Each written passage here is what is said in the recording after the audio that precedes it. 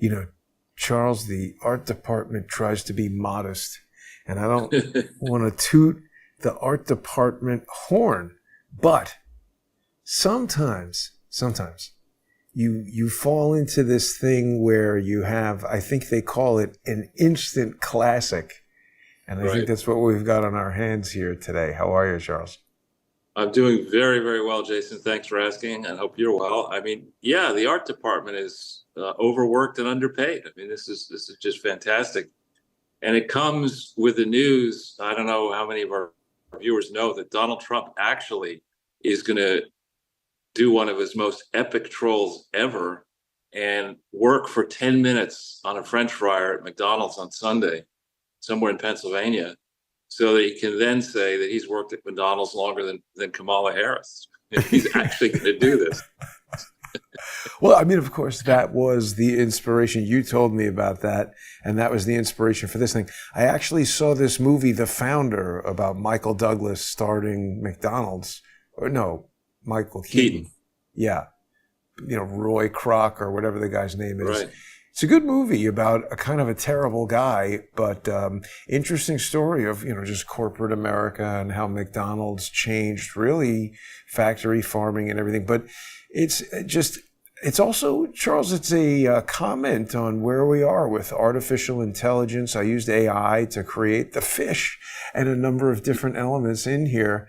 But it's amazing how that technology has allowed me to accelerate not only my photo compositing work that I've been doing all my life, but legal work and all kinds of other things. Artificial intelligence. I can't wait to get one of those robots. Did we discuss that the Elon Musk robot party seemed to be, this was weird of him.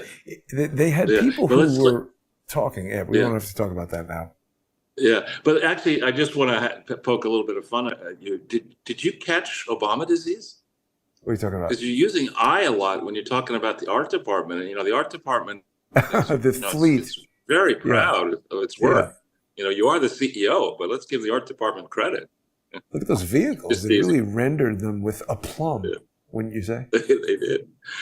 They did. But, you contrast this. I mean, as I have reminded viewers in the world of investing, and actually in most of my life, when I try to spot value, I employ the simple technique of finding comparable items and comparing and contrasting them. And you look at I've only had a chance, I think, as of you, to see just elements of the recent interview that Kamala reluctantly did with Brett Baer. But that was what I saw was a disaster. She projected weakness. I know that Brett Baer is not, I don't think he's 6 feet tall, but he's not the same height as Kamala. And so I'm sure the handlers insisted on the arrangement of those chairs so that she wouldn't look, as much shorter as Brett as she is. But as Brett was talking and as the camera was panning to Kamala's face, I saw what appeared to me terror. I mean, she looked terrified as she was trying to come up with answers, and she didn't come up with good answers.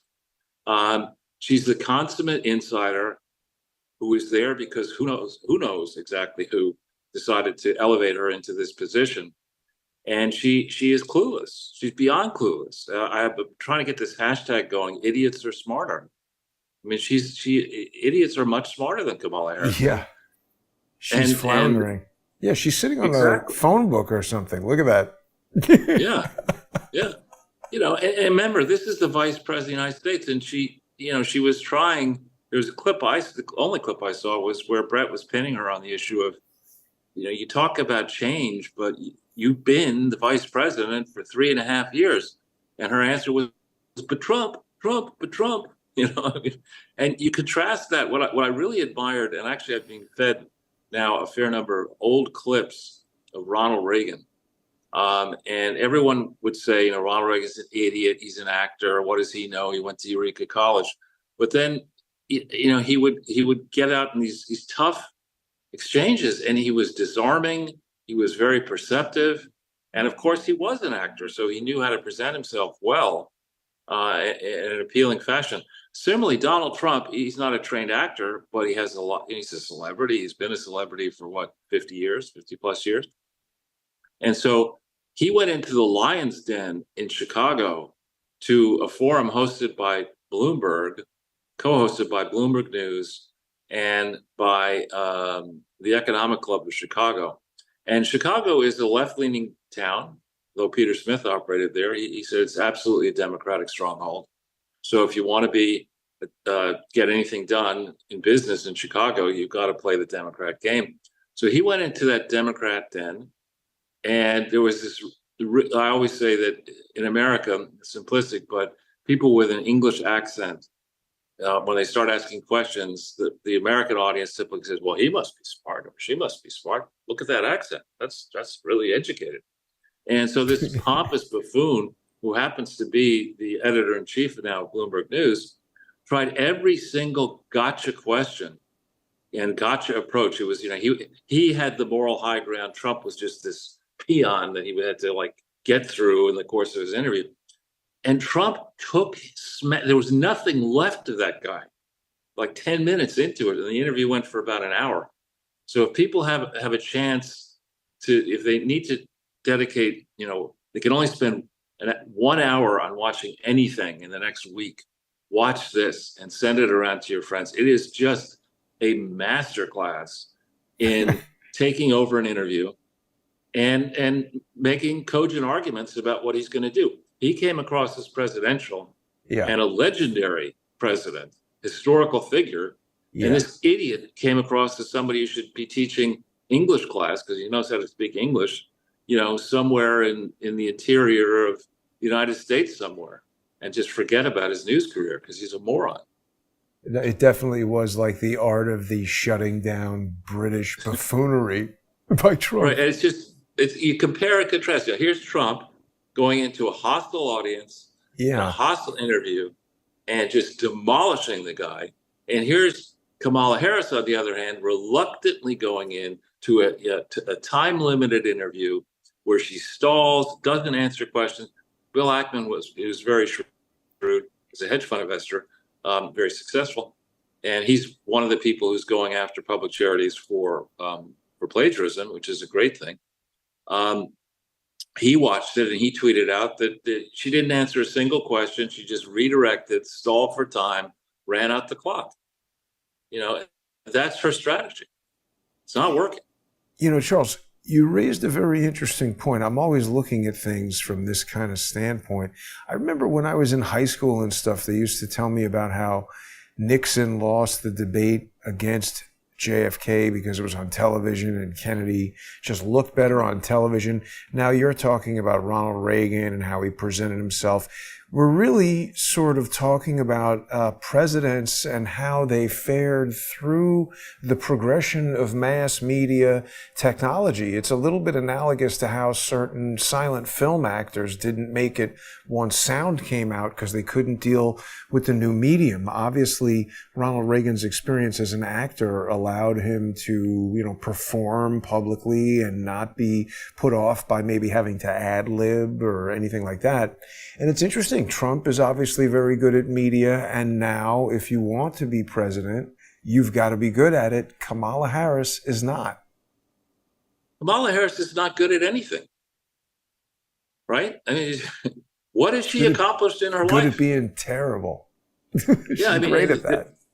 They tried to put something out to make her seem human. There was a story I was just reading that she apparently was trying, when Biden was kicked out, she was trying to reach her husband, and her husband had left his cell phone in his car, and he was in the Secret Service car, and he was busy chatting with a friend at a spin class in Los Angeles.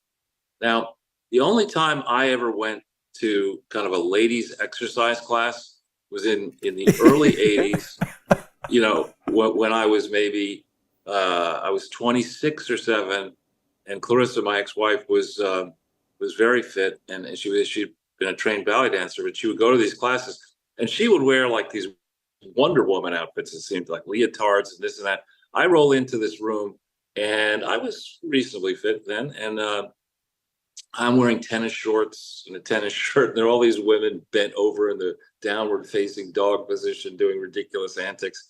I took one look at that shit, and the instructor was a gay man, and and these are the days where you wore short tennis shorts. Now they're longer, and I come into the room and he goes, "Ooh, come into the front row, precious." I just turned on my heel and left. I mean, what was Doug Emhoff doing at a fucking spin class in Los Angeles? I mean, the man he's obviously not in shape. He would look ridiculous in one of those leotards. What the fuck was he doing at a spin class? And why would they put this kind of a story out? Yeah, I was going to say, I left my cell phone in the car and I was in spin class. This sounds like, I was having sex with the, secretary or whatever. What's that movie where the guy gets left? I forget which comic it is, and he has a mullet. His parents, he's so ridiculous that his parents abandoned him. I don't know. I want to say it's Dana Carvey, but maybe it's somebody else like that. We'll get the movie in it. But that's what these people are like. I mean, you got to be freaking. Why did Kamala Harris wait so long to get married? Candace Owens has a new episode out. Apparently she was in Japan, put one out. I watched it last night, my time. And she claims that Kamala Harris has been lying about her marriage, that she was married when she was 20 years old. Yeah. I don't know if that's true or not, but I mean, it is. Kamala Harris's whole story is implausible. She gets, I'm the only one on the stage who's ever been a prosecutor. No, you're not. The records don't show that you may have never argued a case on appeal. I mean, you're not an experienced prosecutor, right? And she can't hold her own. You don't have. I mean, who wants to go watch a boxing match where one fighter has his hands tied behind his back and the other one has a crooked referee who, when your fist gets close to the face of the opponent, the referee says, "Oh, you won." I mean, that's basically what Kamala Harris has had her whole freaking life. And now Charles, people say Joe Dirt is the movie you're talking about. That's it. There you go. That's it. We should use that. That's Joe Biden, right? Joe Dirt. But and then thanks for that. The crowd at work.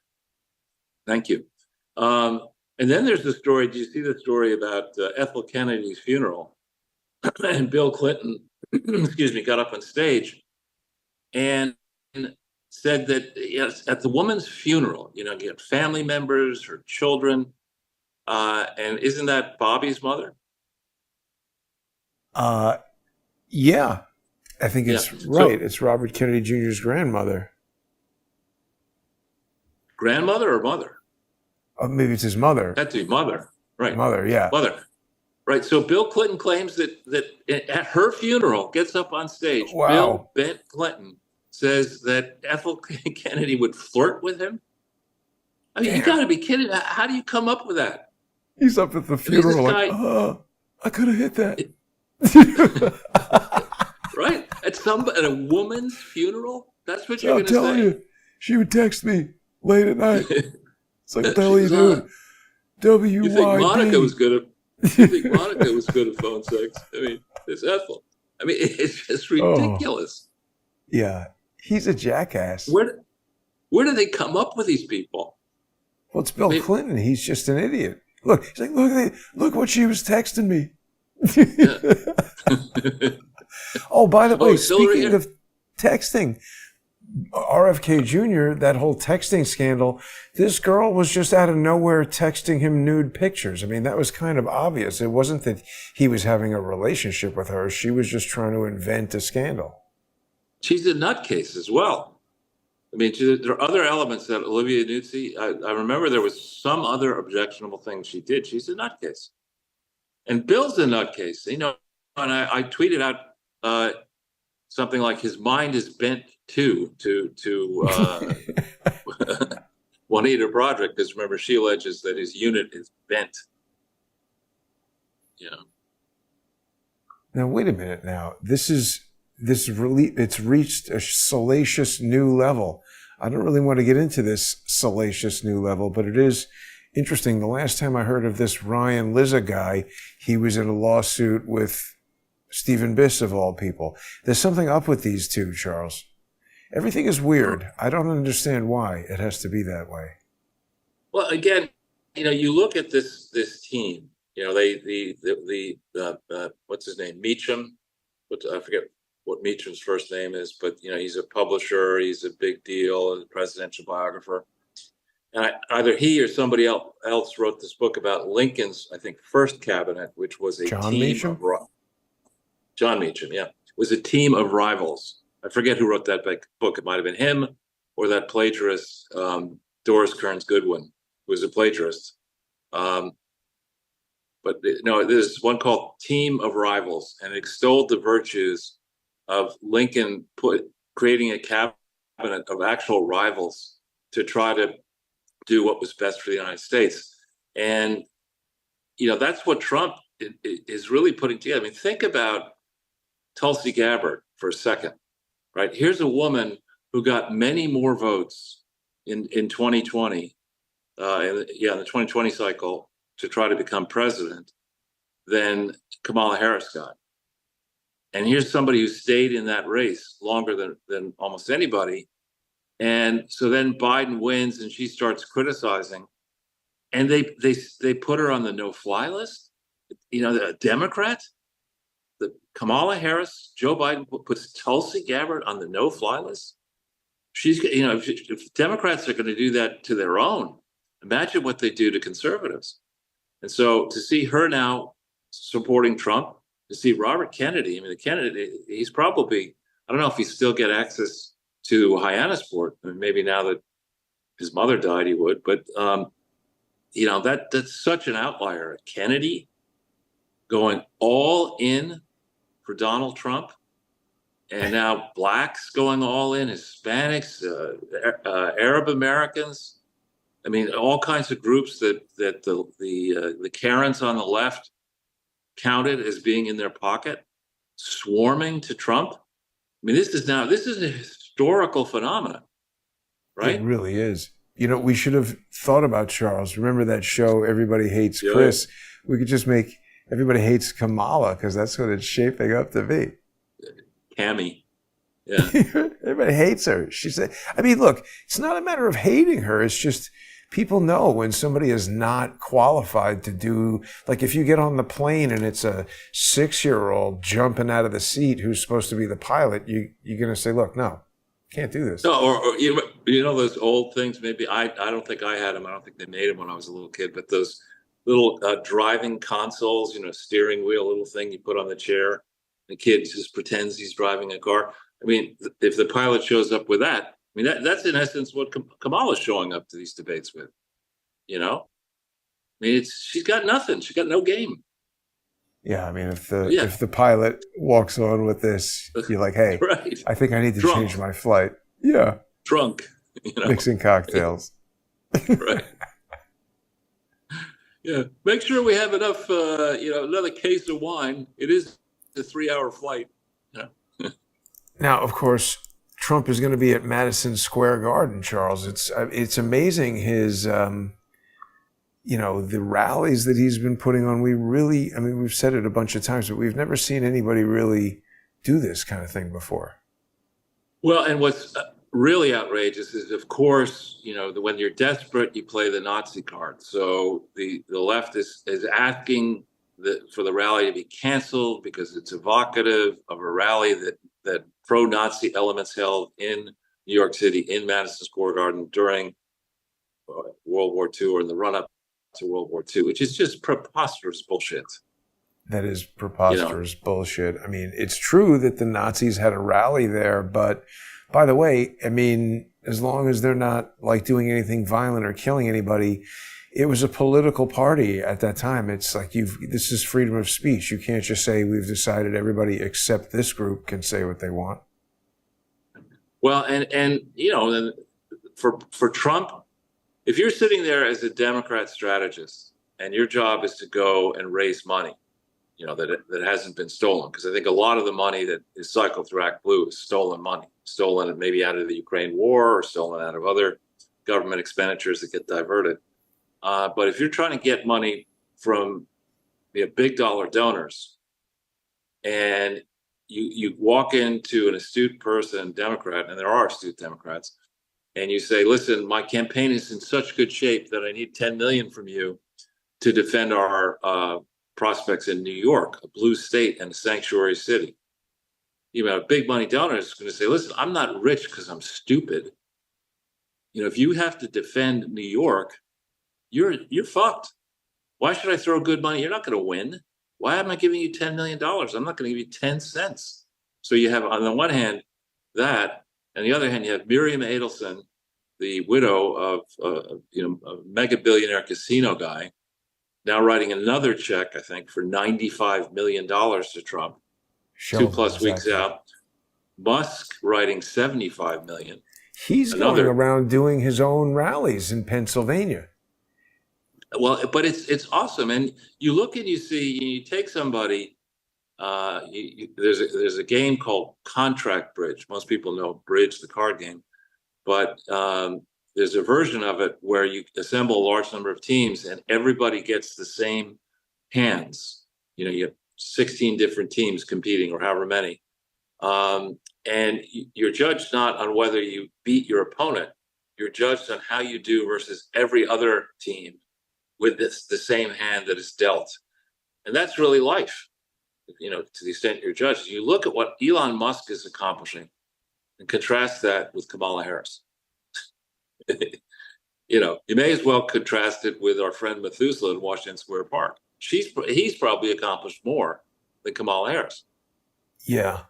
You know what's interesting, Charles? I just wanted to touch on this for a second because it's so much of what we talk about. This rally that happened at the Madison Square Garden in 1939, it was put on by this thing called the German American Bund. And I remember I looked into this for a while. It was difficult to find a lot of details about it, but it struck me as the type of thing that would have been a nonprofit. I don't know when, you know, all the tax laws got worked out the way they are now. I'm sure it was different back then, but it struck me as the same kind of idea as one of these big nonprofit things it was running summer camps for kids, but these were like actually Hitler youth camps and Nazi summer camps in the 1930s in America. So now we see these nonprofits stocking up these hotels. Like, what the hell are they doing? Are they bringing in the next generation of, you know, the fifth column army that's going to kill us from within? They're now saying that they have a gang in Times Square of kids that are between 11 and 15 holding people up with guns. No, it's you know, you and I saw it. You do more of this walking around. I mean, I'm not in New York anymore, but when we were walking around, we saw it. You know, we saw the beginnings of it. We were early at the Roosevelt Hotel and the other hotel on the west side there, and you know, we saw all of it, and it makes sense. I mean, if you're sitting there, you know, under a sewage drain in, you know, buttfuck the Congo, and you know, you're looking at dying if you don't get the hell out of there, and you hear that you can go and you can, instead of having, you know, 2 whatever their currencies per year, you know, to live on, or no money at all to live on, suddenly you hear you can get $10,000 in your pocket if you can just make it out of buttfuck Congo, you know, however you're going to get to you know, to New York. People are going to try. And that's what they have been doing. And then we have this open border, and the border czar is sitting there like, you know, what me worry, you know? Why should I have to explain these problems? Because you're a fucking moron. You know, and the people are all for this open borders, in country after country now in Europe. They're changing course finally. And, you know, some idiot woman, Andrea Juncker or whatever her name is on Twitter, you know, put a tweet up that said, you know, that Trump and Vance wouldn't have families if they hadn't married immigrants. I mean, both of those wives are legal immigrants. Yeah. This isn't an issue about immigration. It's an issue about criminal invasion. You cannot be in favor of a criminal invasion of our country and call yourself a patriotic American. You can't. It's bad, Charles, because it's like at this point, there's been so much talk of like, oh, criminal invasion. They're coming in, look at the border, everybody's flooded. But now it's like they're here. We have these gangs of, 15-year-olds. Think about it. You and I have seen these gangs building up past 2, 3, 4 years, maybe. Imagine if some kid is 11 rolling around drinking beer in the hotel all day, smoking weed out on the streets at night. And now they're 15. They've been hardened on the streets of New York they see the cops aren't doing anything. These are 15-year-old little arch criminals. Right. It's an age-old problem. And this is not the first time we've had that. You've got to take the ringleader out. You then got to go up the chain, understand who financed this. And on the subject of nonprofits, people are saying, oh, woe is me when Trump gets elected. He's going to jail his political enemies. No, he's going to jail the criminals. And I would say a great place to start, not just because you and I have been talking about it for years, would be the not-for-profit sector. Yeah. They have the IRS agents. They have the resources. There are bonuses in place when you take these things out. There are a lot of vulnerable ones. The Clinton Foundation, Bill Clinton's got his book coming out in 2 weeks or so. Bill Gates Foundation. There's a lot of them. Yeah, but Clinton has got a book coming out after the election, immediately after the election, bragging about his supposed good works at a foundation that doesn't exist. I mean, and there's maturing cases in the tax court, and it would be instead of going after mom and pop little taxpayers with the 80,000 or however many new agents they have, just beef up the not-for-profit organization, beef up at the Justice Department the fraud prosecution element, and make examples of these charity goons. Bill Clinton, Barack Obama, Bush Foundation, American Conservative Union, make it bipartisan. People who are abusing public charities for their personal gain and for their political advantage belong in fucking prison. And it can't be where Martha Stewart went. It needs to be a tough prison. On that note, Charles, we're going to make our way into the First Amendment Forum. People can join us there. If you're not already a sponsor, please become one. Go to odyssey.com/@crowdsourcethetruth, crowdsourcethetruth.substack.com, or subscribestar.com, or patreon.com/crowdsourcethetruth. Thanks to everybody who's already a sponsor. We got a lot to talk about. Stay with us, everybody. We'll be right back.